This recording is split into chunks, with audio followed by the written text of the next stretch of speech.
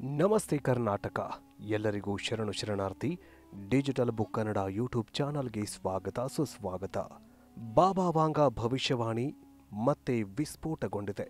ಬಾಬಾ ವಾಂಗ 2025ರಲ್ಲಿ ಅತಿ ವಿನಾಶಕಾರಿ ಘಟನೆಗಳು ಸಂಭವಿಸಲಿವೆ ಅಂತ ತಮ್ಮ ಭವಿಷ್ಯವಾಣಿಯಲ್ಲಿ ಬರೆದಿಟ್ಟಿದ್ದಾರೆ.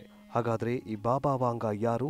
ಅತೀಂದ್ರಿಯ ಶಕ್ತಿಗಿಂತ ಬಾಬಾ ವಾಂಗ ನುಡಿದಂತಹ ಭವಿಷ್ಯವಾಣಿಯಾದರೂ ಏನು? ಭಾರತಕ್ಕೆ ಯಾವೆಲ್ಲ ಗಂಡಾಂತರಗಳು ಒಕ್ಕರಿಸಿಕೊಳ್ಳಲಿವೆ? ಮಹಾನ್ ವ್ಯಕ್ತಿಯ ಸಾವು ಅಂತ ಹೇಳಿದ್ದಾರಲ್ಲ, ಆ ಮಹಾನ್ ವ್ಯಕ್ತಿ ಯಾರು ಅನ್ನೋದನ್ನೇ ಈ ವಿಡಿಯೋದಲ್ಲಿ ಸಂಪೂರ್ಣವಾಗಿ ಹೇಳಿಕೊಡ್ತೀವಿ. ವಿಡಿಯೋ ಇಷ್ಟವಾದಲ್ಲಿ ಒಂದು ಲೈಕ್ ಕೊಡಿ, ಜೊತೆಗೆ ಕಮೆಂಟ್ ಮೂಲಕ ತಿಳಿಸಿ. ಬನ್ನಿ ವಿಡಿಯೋವನ್ನ ಶುರು ಮಾಡೋಣ. ಯುದ್ಧ, ವರ್ಷ ಪೂರ್ತಿ ಯುದ್ಧ. 2024 ವರ್ಷ ಅನೇಕ ಯುದ್ಧಗಳಿಗೆ ಸಾಕ್ಷಿಯಾಗಿದೆ. ಅತ್ತ ಯುದ್ಧ ನಡೀತಾಗಿದ್ರೆ ಇತ್ತ ಪ್ರಕೃತಿ ದೇವಿ ಮಾನವನ ಮೇಲೆ ವಿಪ್ಲವದ ಯುದ್ಧ ಶುರು ಮಾಡಿದ್ಲು. ಆದರೆ 2024ರಲ್ಲಿ ಇದೆಲ್ಲವೂ ಘಟಿಸತೆಯಂತ ಕಣ್ಣಿಲ್ಲದ ಕುರುಡು ಮಹಿಳೆ ತನ್ನ ಅತೀಂದ್ರಿಯ ಶಕ್ತಿಯಿಂದ ಮುಂದೆ ಘಟಿಸಲಿರೋ ಅವಘಡಗಳ ಬಗ್ಗೆ ಅಂದೇ ಬರೆದು ಇಂದು ಎಲ್ಲವೂ ನಿಜವಾಗ್ತಾಗಿದೆ. 2024ರ ಅಂತ್ಯ ಸಮೀಪಿಸ್ತಾಗಿದೆ.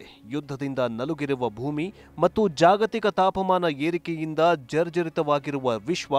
ಆದರೆ 2025 ಹೇಗಿರುತ್ತೆ? ಈ ಬಗ್ಗೆ ಚರ್ಚೆಗಳು ಜೋರಾಗಿದೆ. ಈ ಹಿನ್ನೆಲೆಯಲ್ಲಿ ಬಲಗೇರಿಯಾದ ಭವಿಷ್ಯಗಾರ್ತಿ ಬಾಬಾ ವಾಂಗ ಅವರ ಭವಿಷ್ಯವಾಣಿ ಮತ್ತೆ ಚರ್ಚೆಗೆ ಗ್ರಾಸವಾಗಿದೆ. ಯಾಕಂದ್ರೆ ಇಲ್ಲಿಯವರೆಗೆ ಅವರು ಹೇಳಿದ್ದೆಲ್ಲವೂ ನಿಜವಾಗಿದೆ. ಅಮೆರಿಕದ 9/11 ದಾಳಿಯಿಂದ ಹಿಡಿದು ಕೋವಿಡ್ ಸಾಂಕ್ರಾಮಿಕದವರೆಗೆ ಎಲ್ಲವನ್ನೂ ಅವರು ಭವಿಷ್ಯ ನುಡಿದಿದ್ರು. ಡಯಾನಾ ಅವರ ಸಾವಿನ ಬಗ್ಗೆ ಅವರ ಭವಿಷ್ಯವಾಣಿ ನಿಜವಾಗಿತ್ತು. ಆದರೆ 2025 ವರ್ಷದ ಆರಂಭಕ್ಕೆ ಕೌಂಟ್ ಡೌನ್ ಶುರುವಾಗ್ತಾ ಇದ್ದಂತೆ ಹೊಸ ವರ್ಷದ ಆರಂಭಕ್ಕೂ ಮುನ್ನ ಸಾಲು ಸಾಲು ಗಂಡಾಂತರಗಳು ಒಕ್ಕರಿಸಿಕೊಳ್ತಿವೆ.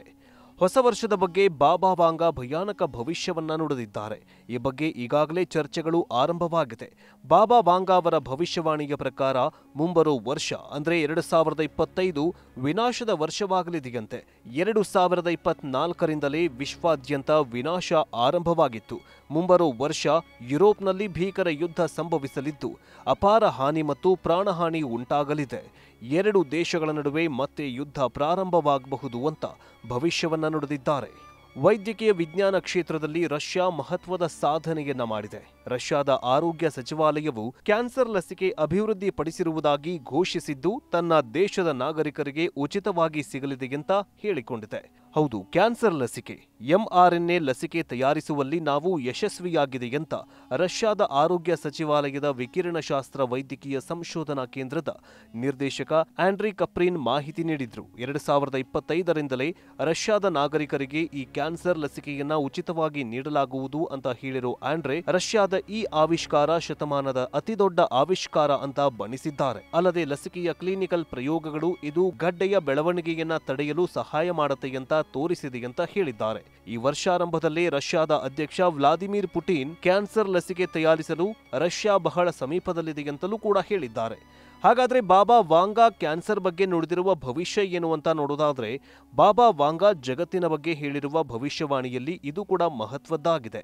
ವೈದ್ಯಕೀಯ ಕ್ಷೇತ್ರದಲ್ಲಿ ಜಗತ್ತು ಭಾರಿ ಪ್ರಗತಿ ಸಾಧಿಸಲಿದೆ ಅಂತ ಹೇಳಿದ್ರು. ಅವರ ಭವಿಷ್ಯವಾಣಿಯಂತೆಯೇ 2024ರಲ್ಲಿ ಅನೇಕ ಪ್ರಮುಖ ವೈದ್ಯಕೀಯ ಪ್ರಗತಿ ಸಾಧಿಸಲಾಗಿದೆ. ಮುಖ್ಯವಾಗಿ ಗರ್ಭಕಂಠದ ಕ್ಯಾನ್ಸರ್ ಚಿಕಿತ್ಸೆಯಲ್ಲಿ ಅತ್ಯಂತ ಗಮನಾರ್ಹ ಸುಧಾರಣೆ ಕಾಣಿಸ್ತಾಗಿದೆ. ಕ್ಯಾನ್ಸರ್ ವಿರುದ್ಧ ಹೋರಾಡುವ mRNA ಲಸಿಕೆಯನ್ನ ರಷ್ಯಾ ದೇಶೀಯವಾಗಿ ಅಭಿವೃದ್ಧಿಪಡಿಸಿದೆ. ಕ್ಲಿನಿಕಲ್ ಟ್ರಯಲ್ನಲ್ಲಿ ಲಸಿಕೆಯು ಯಶಸ್ವಿಯಾಗಿದ್ದು ಮುಂದಿನ ವರ್ಷ ದೇಶದ ಪ್ರಜೆಗಳಿಗೆ ಉಚಿತವಾಗಿ ನೀಡಲಾಗುವುದು ಅಂತ ರಷ್ಯಾದ ಆರೋಗ್ಯ ಸಚಿವಾಲಯ ಕಾರ್ಯದರ್ಶಿ ರೇಡಿಯೋಲಾಜಿಸ್ಟ್ ಆಗಿರುವಂತಹ ಆಂಡ್ರ್ಯೂ ಉಲ್ಲೇಖಿಸಿ ರೇಡಿಯೋ ರೊಸ್ಸಿಯಾ ವರದಿ ನೀಡಿದೆ. ಆದರೆ ಇದುವರೆಗೂ ಲಸಿಕೆ ಹೆಸರನ್ನ ಮಾತ್ರ ರಷ್ಯಾ ಬಹಿರಂಗಪಡಿಸಿಲ್ಲ. ಅಲ್ಲದೆ ಯಾವ ರೀತಿಯ ಕ್ಯಾನ್ಸರ್ಗಳಿಗೆ ಲಸಿಕೆ ರಾಮಬಾಣದಂತೆ ಕಾರ್ಯನಿರ್ವಹಿಸಲಿದೆ ಎಂಬ ಬಗ್ಗೆಯೂ ಕೂಡ ಮಾಹಿತಿಯನ್ನ ಬಿಟ್ಟುಕೊಟ್ಟಿಲ್ಲ. ನಿಖರವಾದ ಭವಿಷ್ಯವನ್ನ ಹೇಳುವುದರಲ್ಲಿ ಹೆಸರುವಾಸಿಯಾಗಿರೋ ಬಲಗೇರಿಯಾದ ಬಾಬಾ ವಾಂಗ ಅವರು ನುಡಿದಿರುವಂತಹ ಅನೇಕ ಭವಿಷ್ಯವಾಣಿಗಳು ನಿಜವಾಗಿದೆ. ಅದರಲ್ಲಿ ಒಂದು WTC ಮೇಲಿನ ದಾಳಿ. 2023ರಲ್ಲಿ ಬಾಬಾ ವಾಂಗ ಹೇಳಿದ ಕೆಲವು ವಿಚಾರಗಳು ಸತ್ಯವಾಗಿದೆ. ಇದೀಗ 2025ರಲ್ಲೂ ಯುದ್ಧದ ಬಗ್ಗೆ ಭವಿಷ್ಯವನ್ನ ನುಡಿದಿದ್ದಾರೆ. ಬಾಬಾ ವಾಂಗ 2025ರಲ್ಲಿ ಯುರೋಪ್ನಲ್ಲಿ ದೊಡ್ಡ ಸಂಘರ್ಷ ಉಂಟಾಗಲಿದೆ. ಇದು ಖಂಡದಲ್ಲಿ ಜನಸಂಖ್ಯೆಯ ದೊಡ್ಡ ಇಳಿಕೆಗೆ ಕಾರಣವಾಗಲಿದೆ ಅಂತ ತಿಳಿಸಿದ್ದಾರೆ.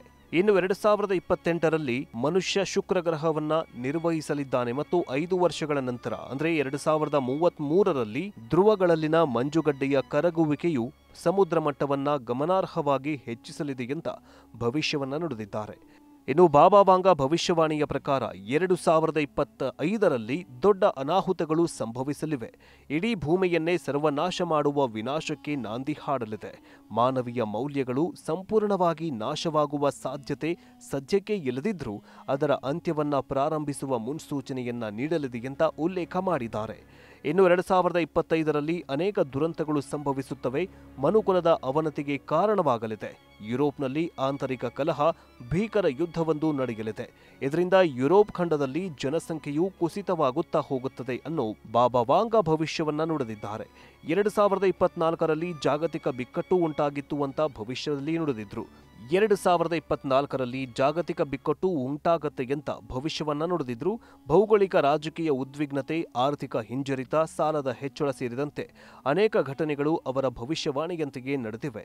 ಆರ್ಥಿಕ ಹಿಂಜರಿತದ ಪರಿಣಾಮ ಷೇರು ಮಾರುಕಟ್ಟೆಯಲ್ಲಿ ಅಲ್ಲೋಲ ಕಲ್ಲೋಲವಾಗ್ತಾಗಿದೆ. ಹಣದುಬ್ಬರ, ಉದ್ಯೋಗ ಕಡಿತದಂತಹ ವರದಿಗಳು ಸಾಮಾನ್ಯವಾಗಿ ಬಿಟ್ಟಿವೆ. ಇನ್ನು ಬಾಬಾ ವಾಂಗ ಅವರು 2025ರಲ್ಲಿ ಮತ್ತೊಂದು ಯುದ್ಧ ಸಂಭವಿಸಲಿದೆ ಅಂತ ಭವಿಷ್ಯವನ್ನು ನುಡಿದಿದ್ದಾರೆ. ಇದಕ್ಕೆ ಪೂರಕ ಎಂಬಂತೆ ಪಾಕಿಸ್ತಾನ ಮತ್ತು ಅಫಘಾನಿಸ್ತಾನ ನಡುವೆ ಯುದ್ಧದ ಕಾರ್ಮೋಡ ಶುರುವಾಗಿದೆ. ಅಫಘಾನಿಸ್ತಾನದ ಮೇಲೆ ಪಾಕಿಸ್ತಾನ ವಾಯು ದಾಳಿ ನಡೆಸಿದ್ದು, ಈ ದಾಳಿಯಲ್ಲಿ ಕನಿಷ್ಠ 15 ಮಂದಿ ಸಾವಿಗೀಡಾಗಿದ್ದಾರೆ ಅಂತ ತಿಳಿದು ಬಂದಿದೆ. ಅಂತೆಯೇ ತಾಲಿಬಾನ್ ಕೂಡ ಪಾಕಿಸ್ತಾನಕ್ಕೆ ತಕ್ಕ ಉತ್ತರ ನೀಡುವ ಕುರಿತು ಶಪಥ ಮಾಡಿದೆ. ಅಫಘಾನಿಸ್ತಾನದ ಬರ್ಮಾಲ್ ಜಿಲ್ಲೆಯ ಮೇಲೆ ಪಾಕಿಸ್ತಾನ ಸರಣಿ ವೈಮಾನಿಕ ದಾಳಿಯನ್ನು ನಡೆಸಿದ್ದು, ಈ ದಾಳಿಯಲ್ಲಿ ಮಕ್ಕಳು ಸೇರಿದಂತೆ ಕನಿಷ್ಠ 15 ಮಂದಿ ಸಾವಿಗೀಡಾಗಿದ್ದಾರೆ. ಈ ಪೈಕಿ ಒಂದೇ ಕುಟುಂಬದ 5 ಸಾವನ್ನಪ್ಪಿದ್ದಾರೆ. ಸಾವಿನ ಸಂಖ್ಯೆ ಮತ್ತಷ್ಟು ಹೆಚ್ಚಾಗೋ ಸಾಧ್ಯತೆಯಿದೆ ಅಂತ ಹೇಳಲಾಗ್ತಿದೆ. ಇನ್ನು ಇತ್ತ ಕಳೆದ 1 ವರ್ಷದಿಂದ ಗಾಜಾ ಪಟ್ಟಿ ನರಮೇಧಕ್ಕೆ ಸಾಕ್ಷಿಯಾಗಿತ್ತು. ವರ್ಷದ ಕಡೆಗೂ ಇಸ್ರೇಲ್ ಯುದ್ಧವನ್ನ ನಿಲ್ಲಿಸೋಕೆ ಮುಂದಾಗ್ತಾಗಿಲ್ಲ. ಗಾಜಾಪಟ್ಟಿ ನಗರ ಪ್ರಮುಖ ಭಾಗಗಳ ಮೇಲೆ ಇಸ್ರೇಲ್ ನಿರಂತರ ದಾಳಿ ನಡೆಸಿದೆ ಎಂಬ ಆರೋಪ ಕೇಳಿಬಂದಿದೆ.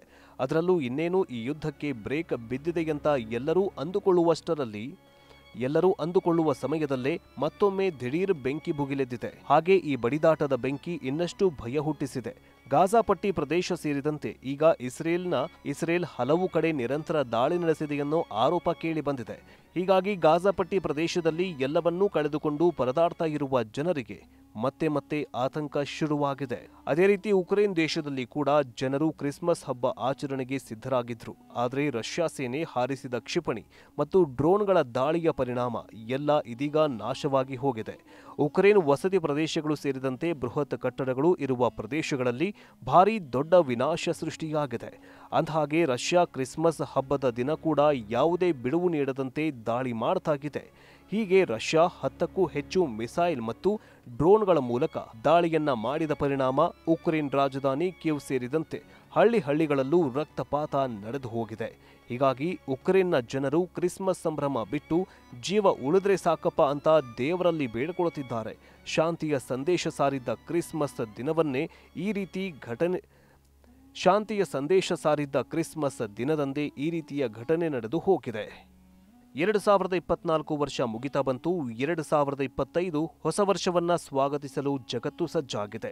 ಪ್ರತಿ ವರ್ಷ ಆರಂಭದಲ್ಲೂ ಈ ವರ್ಷ ಎಲ್ಲ ಒಳ್ಳೆಯದಾಗಲಿ ಎನ್ನುವ ಪ್ರಾರ್ಥನೆಯೊಂದಿಗೆ ಆರಂಭಿಸುತ್ತೇವೆ. ಆದರೆ ಪ್ರಕೃತಿ ವಿಕೋಪಗಳಿಗೆ ಅಂತಹ ಯಾವುದೇ ವಾರ, ದಿನ, ವರ್ಷದ ಹಂಗಿಲ್ಲ. ಕೆಲವೊಮ್ಮೆ ಪ್ರಕೃತಿಯ ಮುನಿಸೋ ಅಥವಾ ಮಾನವನ ಸ್ವಯಂಕೃತ ಅಪರಾಧವೋ ಹಲವು ದುರಂತಗಳು ನಡೆಯುತ್ತವೇ ಇರುತ್ತೆ. 2024ರಲ್ಲೂ ಕೂಡ ದೇಶದಲ್ಲಿ ಹಲವಾರು ಪ್ರವಾಹ, ಭೂಕುಸಿತ, ಚಂಡಮಾರುತಗಳು ಅಪಾರ ಹಾನಿಯನ್ನ ಮಾಡಿವೆ. ವಯನಾಡು ಭೂಕುಸಿತ ಈ ವರ್ಷದ ಮಹಾ ದುರಂತಗಳಲ್ಲಿ ಒಂದು. ಪ್ರಕೃತಿ ಮುನಿದರೆ ಹೇಗಿರುತ್ತೆ ಎನ್ನುವುದಕ್ಕೆ ಇದು ಉದಾಹರಣೆಯಾಗಿದೆ. ಹಲವಾರು ಚಂಡಮಾರುತಗಳು ದೇಶದ ವಿವಿಧ ಭಾಗಗಳಿಗೆ ಅಪ್ಪಳಿಸಿವೆ. ಅತಿಯಾದ ಮಾಲಿನ್ಯ ಮತ್ತು ನೈಸರ್ಗಿಕ ಸಂಪನ್ಮೂಲಗಳ ದುರ್ಬಳಕೆಯಿಂದಾಗಿ ಹವಾಮಾನ ಬದಲಾವಣೆಗಳು ಮತ್ತು ಪಾದರಸದ ಮಟ್ಟವು ಹೆಚ್ಚಾಗತ್ತೆ ಅಂತ ಬಾಬಾ ವಾಂಗ ಜಗತ್ತಿಗೆ ಎಚ್ಚರಿಕೆಯನ್ನ ನೀಡಿದ್ದಾರೆ. ಸೈನ್ಸ್ ಅಡ್ವಾನ್ಸ್ನಲ್ಲಿ ಪ್ರಕಟವಾದ ಅಧ್ಯಯನದ ಪ್ರಕಾರ ಜಾಗತಿಕವಾಗಿ ಬಿರುಗಾಳಿ 67% ಹೆಚ್ಚಾಗಿದೆ. 40 ವರ್ಷಗಳ ಹಿಂದೆ ದಾಖಲಾದ ತಾಪಮಾನಕ್ಕೆ ಹೋಲಿಸಿದ್ರೆ ಈ ಬಿರುಗಾಳಿ ತುಂಬಾ ಹೆಚ್ಚಾಗಿದೆ ಅಂತ ಅಧ್ಯಯನ ಬಹಿರಂಗಪಡಿಸಿದೆ. ಹವಾಮಾನ ಬದಲಾವಣೆಯಿಂದಾಗಿ ನೈಸರ್ಗಿಕ ವಿಕೋಪಗಳು ಸಂಭವಿಸಲಿವೆ ಅಂತ ಭವಿಷ್ಯವನ್ನ ನುಡಿದಿದ್ರು ಬಾಬಾ ವಾಂಗ. ಅವರು ಹೇಳಿದಂತೆ ಹೊಸ ವರ್ಷದ ಆರಂಭದಲ್ಲೇ ಸೂರ್ಯೋದಯದ ನಾಡು ಜಪಾನ್ 7.6ರ ತೀವ್ರತೆಯ ಪ್ರಬಲ ಭೂಕಂಪಕ್ಕೆ ನಲುಗಿತ್ತು. ಸರಣಿ ಭೂಕಂಪಗಳಿಂದಾಗಿ ಸುನಾಮಿ ಭೀತಿ ಆವರಿಸಿದ್ದಲ್ಲದೆ ಭೂಕಂಪಕ್ಕೆ ನೂರಾರು ಮಂದಿ ಬಲಿಯಾಗಿದ್ರು. ಸುಮಾರು 200ಕ್ಕೂ ಅಧಿಕ ಮಂದಿ ಕಣ್ಮರೆ ಸಹ ಆದರು. ಇದಿಷ್ಟೇ ಅಲ್ಲದೆ ತೈವಾನ್ನಲ್ಲಿಯೂ ಪ್ರಬಲ ಭೂಕಂಪ ಸಂಭವಿಸಿತ್ತು. 25 ವರ್ಷಗಳ ಬಳಿಕ ತೈವಾನ್ನಲ್ಲಿ ಸಂಭವಿಸಿದ ಭೂಕಂಪದಿಂದಾಗಿ ಕೆಲ ಮಂದಿ ಪ್ರಾಣವನ್ನ ಕಳೆದುಕೊಂಡಿದ್ರೆ ಕಟ್ಟಡಗಳು ನೆಲಸಮವಾಗಿದ್ವು. ಟೈಫೋನ್ ಪೂರ್ವ ಏಷ್ಯಾ ದೇಶವನ್ನ ಧ್ವಂಸಗೊಳಿಸಿದ್ರಿಂದ ವಿಯೆಟ್ನಾಂ ಪ್ರಬಲವಾದ ಗಾಳಿ ಮತ್ತು ಮಳೆಗೆ ನಲುಗಿತ್ತು. ಅಲ್ಲದೆ ಫ್ರಾನ್ಸ್ನಲ್ಲಿ ಹಿಂದೆಂದೂ ಕಾಣದ ಮಳೆಯನ್ನ ಸ್ವೀಕರಿಸಿತ್ತು. ವೆಲೆನ್ಸಿಯಾ ಸ್ಪೇನ್ನಲ್ಲಿ ಅಭೂತಪೂರ್ವ ಪ್ರವಾಹಗಳು ಮತ್ತು ಯುರೋಪ್ ಹಾಗೂ ಅಮೆರಿಕಗಳಲ್ಲಿ ವಿನಾಶಕಾರಿ ಬಿರುಗಾಳಿಗಳು ಸೇರಿದಂತೆ ಹವಾಮಾನ ವೈಪರೀತ್ಯಗಳು ಭೂಗೋಳವನ್ನ ಧ್ವಂಸಗೊಳಿಸಿದ್ವು.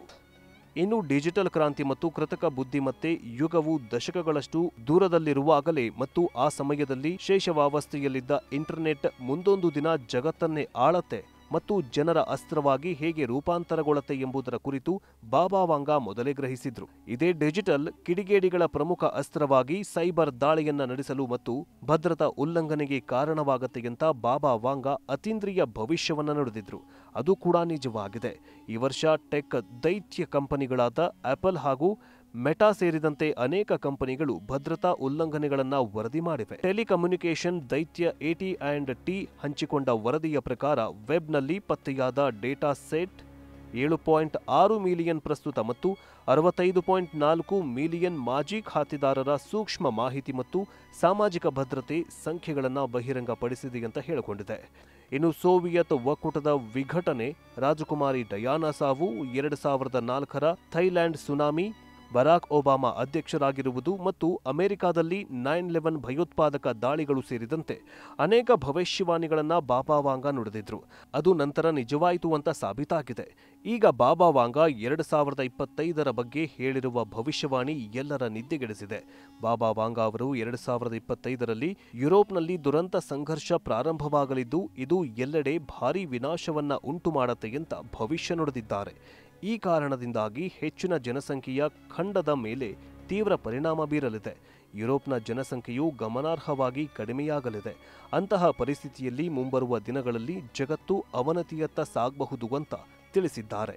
ಇನ್ನು 2033ರಲ್ಲಿ ಹವಾಮಾನ ಬದಲಾವಣೆಯು ಗಂಭೀರ ಪರಿಣಾಮವನ್ನು ಉಂಟು ಮಾಡಬಹುದು ಅಂತ ಭವಿಷ್ಯವನ್ನು ನುಡಿದಿದ್ದಾರೆ. ಇನ್ನು ಮಂಜುಗಡ್ಡೆಯ ಕರಗುವಿಕೆಯಿಂದ ಪ್ರಪಂಚದಾದ್ಯಂತ ಸಮುದ್ರ ಮಟ್ಟದಲ್ಲಿ ಭಾರೀ ಏರಿಕೆಗೆ ಕಾರಣವಾಗಲಿದೆ. 2170ರಲ್ಲಿ ಜಾಗತಿಕ ತಾಪಮಾನ ಏರಿಕೆಯಿಂದಾಗಿ ಜಗತ್ತು ಭೀಕರ ಬರ ಪರಿಸ್ಥಿತಿಯನ್ನ ಎದುರಿಸಲಿದೆ.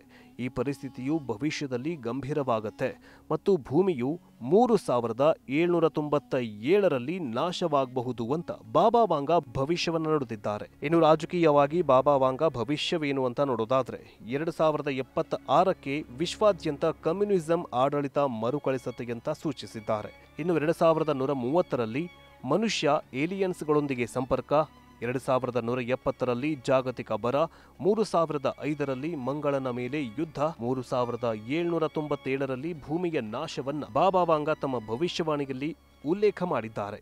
ಯಾವುದೇ ಸಂದರ್ಭದಲ್ಲಿ ಮಾನವರು ಸೌರವ್ಯೂಹದ ಮತ್ತೊಂದು ಗ್ರಹಕ್ಕೆ ತೆರಳಲು ಸಿದ್ಧವಾಗಬಹುದು ಅನ್ನೋ ಭವಿಷ್ಯವನ್ನು ಕೂಡ ನುಡಿದಿದ್ದಾರೆ. ಅದೇನಿಯಾಗಲಿ 2024 ವರ್ಷ ಕಳೆದು ಹೊಸ ವರ್ಷಕ್ಕೆ ಕಾಲಿಡ್ತಾ ಇದ್ದಂತೆ ಸಾಲು ಸಾಲು ಗಂಡಾಂತರಗಳು ಒಕ್ಕರಿಸಿಕೊಳ್ತಾ ಇದ್ದು ಬಾಬಾ ವಾಂಗಾ ನುಡಿದ ಭವಿಷ್ಯ ನಿಜವಾಗುತ್ತಾ ಅನ್ನೋ ಭಯ ಕಾಡ್ತಾಗಿದೆ.